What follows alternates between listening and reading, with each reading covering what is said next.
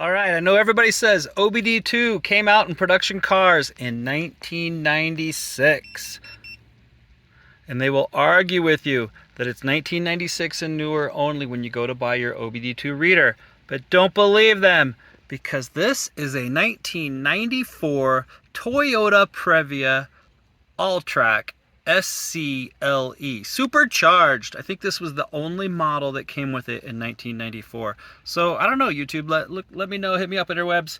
This might be the first production car in the world that came with OBD2. And I know what you're thinking, it doesn't work. Look what I got here. We have the dreaded 420 code, catalyst system efficiency below threshold, bank 1. There's only one bank. This is a 4-cylinder engine. I think it's a 2.4 4-cylinder. So yeah, it's a Colorado van. It is the super van, but that is not that kind of Colorado 420. It is catalyst system. I think that this van, it sounded kind of airy under load. It used to have a rattle on a heat shield that wasn't properly attached. I have replaced that heat shield with one that didn't have a rust hole through the bottom of it, and it still has a rattle under load, and I think that's actually an airflow through the flex pipe. But I'm gonna have Hot Mamacita come out here to rev it up with my hand underneath there and see if I can feel air coming out. I think that might be causing the 420 code, but I think we're gonna experiment today with the half tank of gas. This fuel gauge went up so slow while I was filling it up. I stopped it when it was at a half, and the whole way home it continued to go up. So yeah, love this fuel gauge. It never goes all the way to full, by the way. You can see it back there. So yeah, it's going to be a less concentration. I have 1 gallon of lacquer thinner to put in the gas tank. Going to drive this thing to Wyoming and back. That's about 150 miles round trip, or just north of Fort Collins. Turn around at about 75 miles of highway driving.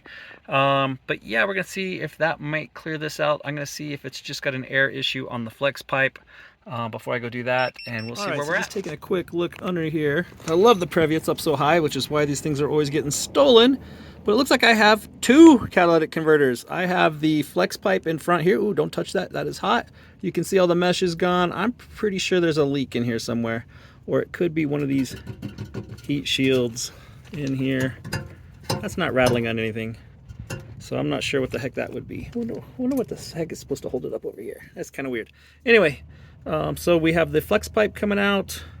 Right there. Don't touch. That's hot. We have a catalytic converter.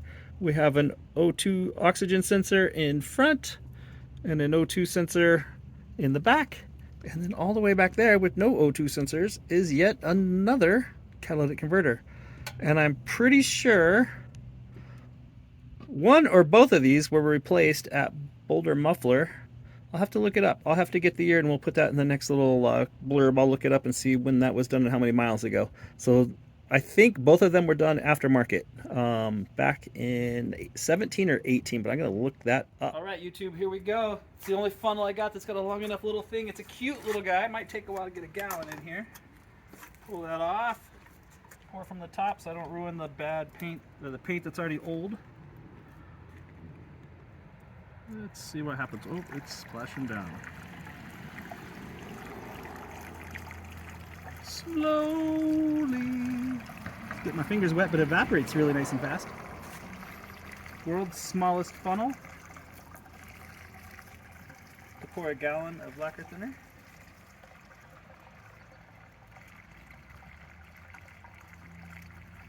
Oh wait, that's not lacquer thinner. Oh, just kidding. It is. It's lacquer thinner. You can see it.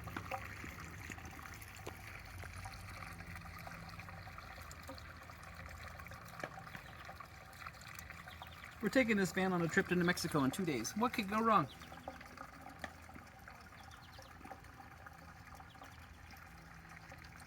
Pretty sure it's a hole in the flex pipe in the exhaust. It can also cause this code.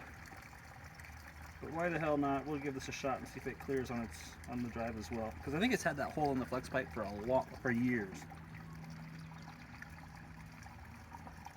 Maybe it just got big enough. Too much air is coming through.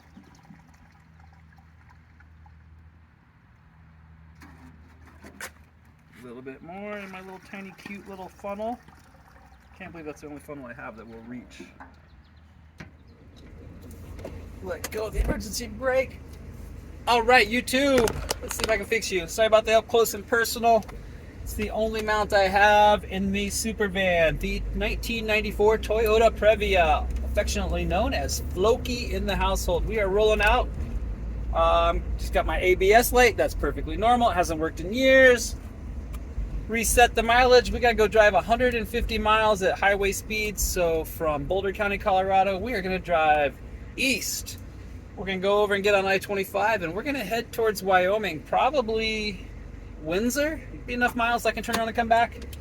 And I got to run some errands. Oh, I forgot to grab the propane bottle that I need to exchange for camping, the little green one that goes with the camp stove. I'll do that tonight when I get home. I forgot to grab it.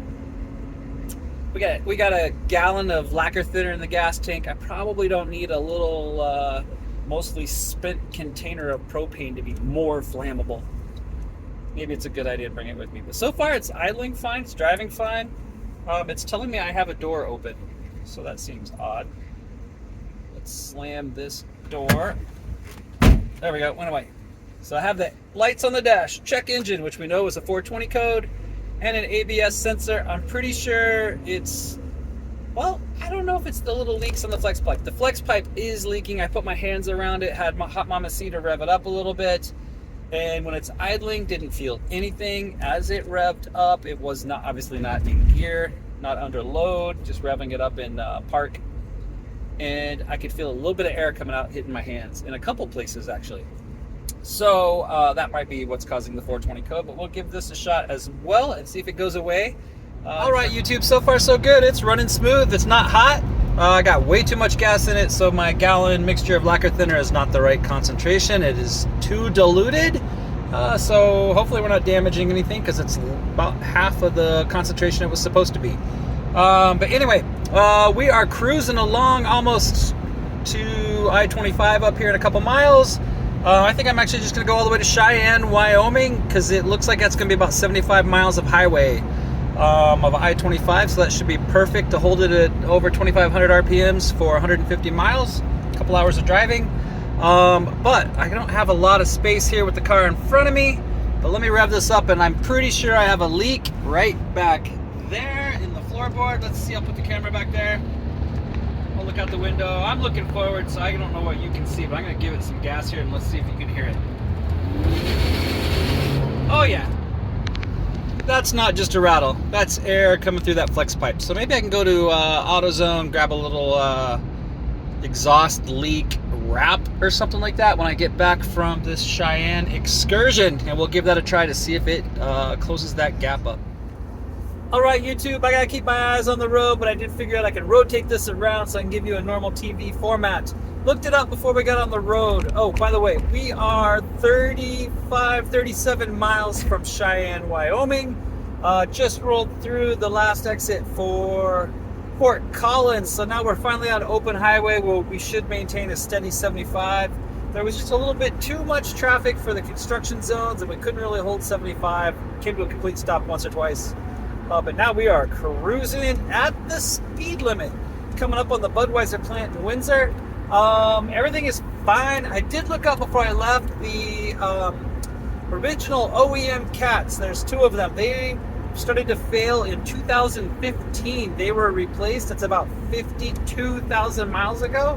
So the OEM units from Toyota that this came with in 94, they made it 21 years, 225,000 plus miles, something like that. I'm rounding, closer to 230 probably.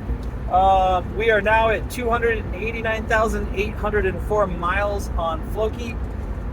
So they have 52,000 miles on the aftermarket replacement units. Maybe that's just their lifespan. I don't know. I'm kind of kicking myself. I wish I would have gone to AutoZone, grabbed some of that muffler exhaust wrap, put that on there on the expansion pipe somehow so it can still flex a bit, or the flex pipe so it can still flex a bit in the exhaust line, and then taking it on this trip, because I have a feeling it's just the holes in the flex pipe. But maybe with the lacquer thinner, we're also going to clean out the two aftermarket catalytic converters. I don't know. We're along for the ride. Everything seems fine.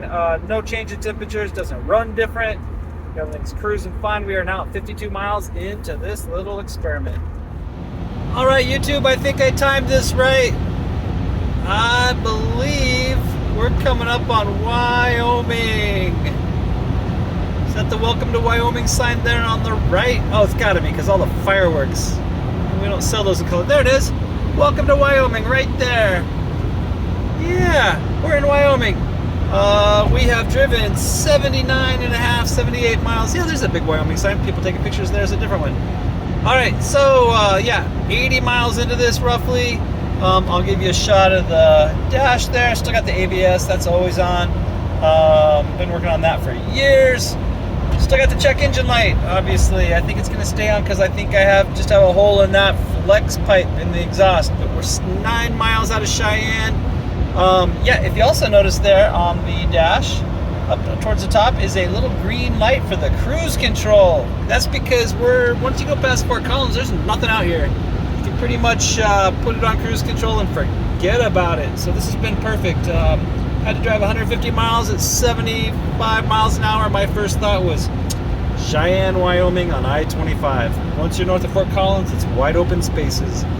Yeah, I'm gonna see if I can find a Starbucks though for the trip home. It wouldn't be a road trip video without Starbucks. Uh-oh, having to get rid of the cruise control here. Something's happening on the highway. All right, I'll tune in with you later. All right, 91 miles in, and I have found the state capital of Wyoming, Cheyenne, Wyoming. Never been here before. Never been in the downtown, so it was pretty easy to get to. Now I'm gonna try to find a Starbucks. Let's see if they are indeed civilized. Cheyenne has a bunch of Starbucks. This one was 0.2 miles away, just a couple blocks down the street from the Capitol, holding there we go, an Americano. It is warm, a little bit of cream, just like I like it.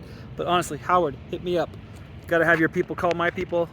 I can't keep giving you all this free publicity. I'm up to like double digits. I'm literally 10 subscribers, man. I can't keep helping you out like this. Hit me up. Have your people call my people. We gotta do a deal here. 90 miles in. 91 miles, 91.5 miles on the odometer there, trip meter. Let's start this up. Still got a check engine light, was expecting that. We're only 90 out of the 150. And I think it's from the flex pipe anyway. So we are gonna continue. Wonderful, beautiful, colorful Colorado, baby. There it is, right there. We are back. Wide open spaces. Gonna set the cruise control on 75. Probably able to be heading this direction. We'll probably make it all the way, most of the way across the 3 exits of Fort Collins without having to come out of cruise control. So we shall see. Still got a check engine light. Although, interestingly enough, the ABS light didn't come on for something like 4 miles. Literally, I drove all the way from that Starbucks near the state capitol in Cheyenne and was going around the loop-de-doo from Interstate 80 west onto I-25 south, and it turned on. That's the longest it's ever gone. I was just wrapping my brain around how the hell does a gallon of lacquer thinner in the gas tank, supposed to clean out the catalytic converter, how the heck does that make my ABS light work? I know it's the ABS code, it's been there forever. Can't use the OBD2 on that. It doesn't have a monitor for that, or doesn't have a computer system for it. I mean, it has a computer system, but not part of the OBD2 from 1994.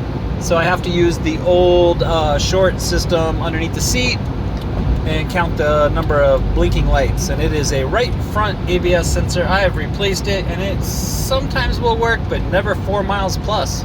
That was interesting. All right, we're off. Whoop, you can't see a thing. There you go. Look at that. We're in Colorado already, just wide open prairie. All right, YouTube, here is an update.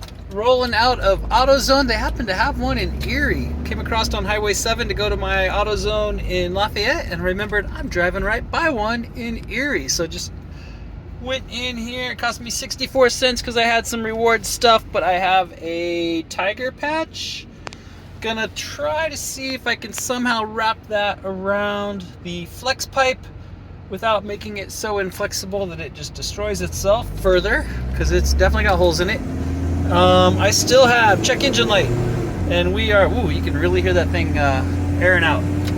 So we are now at 176 miles heading west on Colorado Highway 7, which becomes Baseline Road into Lafayette, across the top of the north side of Lafayette. We'll get us into Louisville. We'll have to jog over to South Boulder Road. But anyway, The plan right now is this still has a check engine light. We are 176 plus miles into this little experiment, and yeah, didn't fix it. So we are going to go to plan B and see if it's just the hole in the flex pipe. All right, it's filled up with a new tank of gas. Still have a check engine light. It's been cycled through a couple times. I did wrap the, put a tiger patch on the flex pipe, and it is much quieter except when it's under max load, but even then it's still quieter than it was. Still have the check engine light. We've gone through several cycles. It's filled back up. I have a full tank of premium gas in there. I'm gonna just came through the car wash, got it plugged in, OBD reader's on. We're gonna do a quick scan. It only has an engine mod, so it shouldn't take very long to do this.